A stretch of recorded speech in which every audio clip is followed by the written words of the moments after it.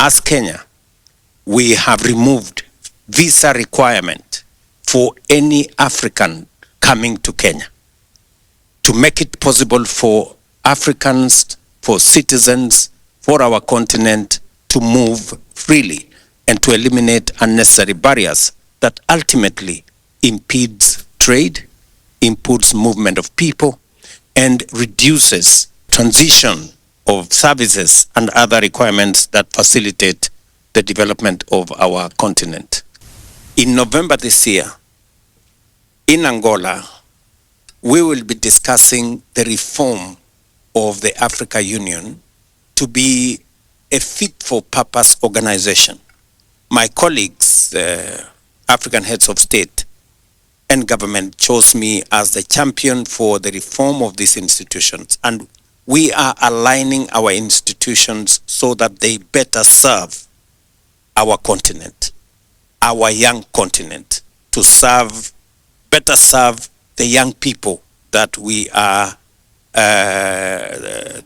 in our continent. And therefore, we are focused on making sure that working with partners like Japan and other partners, and as I told you, we will not only be having this conversation with Japan, we will be having this conversation with the US, we will be having this conversation with the EU, because we believe there is value that Africa can bring into the equation. Value of the assets that we have, whether it is our agricultural land, value that we have in our natural minerals, value that we can bring of our big market, and especially realizing that 1 in every 4 people in the world will live in the African continent by 2050.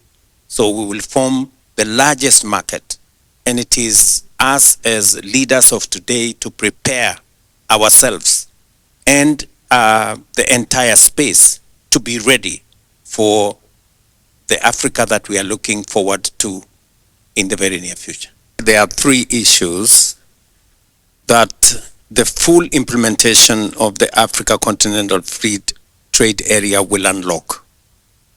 Number 1 is to unlock opportunities in trade, in business, which with backward linkages goes all the way to agriculture, and with it, job creation. So there is a value chain benefit from productivity through agro-processing that creates jobs and creates value, to SMEs that then participate in markets and trade and business. So there is a lot that can be unlocked, and that is why I said that the full implementation of the Africa Continental Free Trade Area is going to add additional income of up to $450 billion and has the potential to lift up to 30 million Africans out of poverty.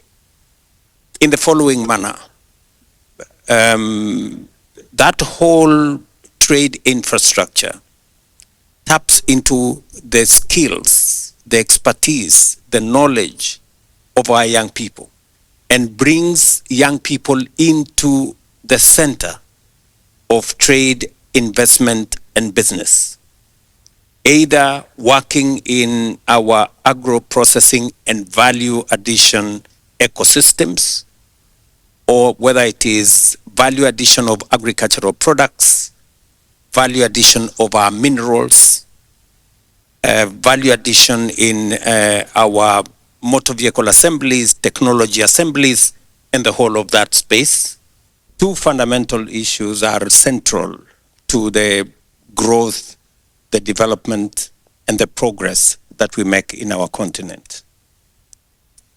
Number 1 is integration, the free movement of goods, services, and people. The challenge that we've had over the years is the interconnectedness of Africa. Challenges of travel from one country to the other, either by air, by sea, or by rail, or by road. progressively working with partners like JICA, we've made progress. Not as much as we could, but we have made significant progress in modernizing our ports. For example, modernizing the port of Mombasa to make it much more efficient for purposes of moving goods and services around our continent. We are invested in transport networks. At the moment, we are discussing the building of the railway from Kenya to Uganda to DRC, and finally to join it to the other side on the Atlantic, and many other transport routes. So importantly, to connect Africa is of significant importance, and I must congratulate Japan for participating in connecting our continent. And secondly, apart from job creation, and I'm talking about real jobs, that's what we are experiencing, for example, in Kenya. We're doing more in our county aggregation and industrial parks to add value to our products. We're working with the special economic zones to add value to our products, both for consumption locally and for trade with other countries. That's number one. Number two, it brings the private sector into the equation. And with it, private sector expertise, private sector capital, to support the whole growth of the African continent. Private sector will come in as processors. They will come in as traders. They will come in as logistics. They will work with institutions or corporations like Ethiopian Airlines, Kenya Airways. These are corporations that will benefit in enabling logistic movement of the products we produce in our continent, and therefore it benefits the young people of our continent, and Kenya and Africa for that matter being a very young continent. There is need to deliberately create opportunities for work. Number two, there is also need to deliberately support micro, small and medium enterprises run by young people, run by women, and everybody in that ecosystem, by leveraging on private sector expertise and private sector capital. And then finally, it translates into economic activity, it translates into wealth generation, wealth creation, and finally dovetails into the prosperity of our continent, and Kenya and Africa contributing meaningfully to global trade. As we talk today, Africa contributes only 3% of global trade. Yet we have 1.4 billion people. That is not commensurate with what our wealth and our contribution should be. Secondly, is to make sure that we have a policy environment that supports and promotes intra-Africa trade. Today, intra-African trade is around 15%, compared to 60% in other regions, including in Asia, here in Asia. And therefore, the signing of the Africa Continental Free Trade Agreement, that was a milestone agreement, now signed by 47 countries, establishes the mechanism for us to remove barriers, to facilitate movement of goods and services around our continent. It is estimated that with the full implementation of the Africa Continental Free Trade Area, we should be able to unlock $450 billion of trade. We should be able to lift up to 30 million Africans out of poverty, and we can move our continent in the right direction. Kenya, for example, has taken the policy position that to facilitate the movement of people and goods and services, we have not only signed into the Africa Continental Free Trade Area to eliminate barriers, we've signed into the East African Community, we've signed into the tripartite agreement and also COMESA to build Africa into one single trading bloc with 1.4 billion people and a GDP of $3.7 trillion. And additionally, as Kenya, we have removed visa requirement for any African coming to Kenya to make it possible for Africans, for citizens, for our continent to move freely and to eliminate unnecessary barriers that ultimately impedes trade, impedes movement of people, and reduces transition of services and other requirements that facilitate the development of our continent. Finally, is to work on instruments that also facilitate trade with other nations. Signed the EU economic partnership with the EU. We will be having a meeting as the Africa Union next month in November in Angola to discuss trade relations between Africa and the European Union, the 27 countries in the European Union. We are renegotiating AGOA with America. We are signing other agreements with other countries.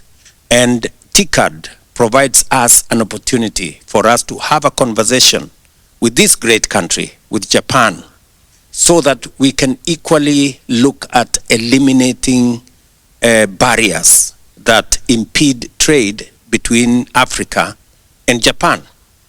A case in point is a discussion I had with the Prime Minister of Japan 2 days ago on looking at how we can remove barriers on our agricultural goods that come to this country. Kenya exports tea, coffee, horticulture, macadamia, avocado to many European countries. But unfortunately, we still have barriers of trade of our agricultural goods to Japan. We are looking forward to use the TICAD framework to negotiate as Africa so that we can have greater market access to Japan, to Asia, and use Japan as our friend to launch our way into the Asian market. And that is what brings us here to look at regional trade, intra-Africa trade, and to use it to drive our progress, our prosperity, and our business. Equally, it is important when it comes to human mobility to have a free visa or African Union's free movement protocol to be in place and ratified by African countries. His Excellency the President clearly said that Kenya is doing a great job in this regard. Thank you very much. Under your leadership, we saw that we Africans can easily go to Nairobi and do business. As said earlier, we do have a strong interest in startups in Kenya. Those kind of free movement are very vital, in order to enable the spirit of African continental free trade area. And moreover, this year, by the end of 2025, fiscal year 2025, in Kenya, together with Toyota Tsusho, a Japanese entity, we want to establish a local subsidiary. Especially in Kenya, it is an important pillar for our business in Africa. Kenya is a leader in Africa, and as a hub in Northern Africa, it has a geographical superiority, and there is an expectation that it will contribute to the regional growth. And therefore, integration of Africa and connectivity within and beyond Africa will be a benefit for us. And at the same time, locally produced and locally consumed. And therefore, localizing management is imperative for us. Producing and distribution based on local needs, having a good understanding of the needs of the local people and produce products and distribute the products that will create employment is what we want to achieve. And this is what I've brought with me today. This is a sanitary product that consists of one sanitary product in each pouch. And this is a product that any consumer can buy when they need it. So, integration of the African region is something that will expedite the access of capital from Japan.